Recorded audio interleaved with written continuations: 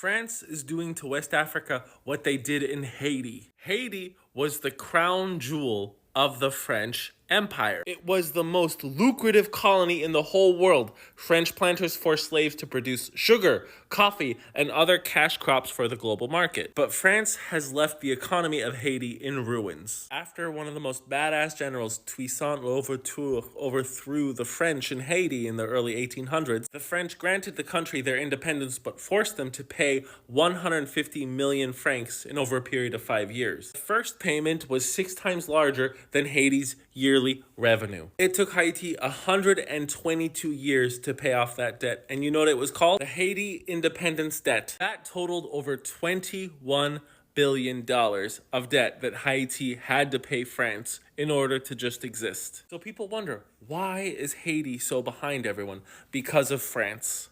That's why. And the French have been doing this to every single one of the former French colonies that gained their independence. 14 former French colonies in Africa pay a colonial tax. But that number has been dwindling since 2020. Mali, Niger, Burkina Faso, and Gabon have had coups that have ousted French influence. And France has bragged about its adherence to liberté, égalité, fraternité, and they're always spitting on the American system of exploitation. But when one of their former colonies wants to stop being exploited by the French, they go up in arms. Mali's main export was pearls, precious metals, stones, metal coins, mainly gold. Gabon's main exports are oil or petroleum products, which now France has to pay higher for the barrel. But the biggest stab in France's side was losing the very cheap uranium that they got from Niger. While the US has the most nuclear power plants in the world, France, a country the fraction of the size and population of America, has the second highest amount. Why? Because they are paying pennies to the dollar from the uranium that they got from Niger. And while France was up in arms and they were trying to get ECOWAS in to try to reclaim Niger,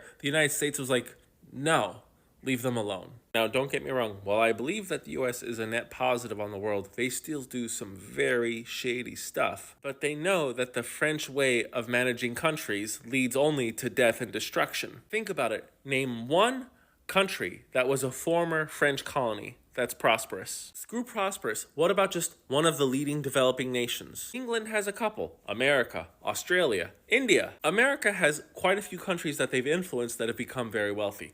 Germany, Japan, South Korea. I'm still waiting for your response about one former French colony that's wealthy and prosperous right now. I am skeptical when it comes to Chinese influence on developing countries, and I am not a fan of Russia's influence. But they are a far better alternative than the French. Je m'appelle Gilles Houssard. J'aime le français, j'aime la française, j'aime la langue de français, mais je n'aime pas le colonialisme de la France. Merci beaucoup.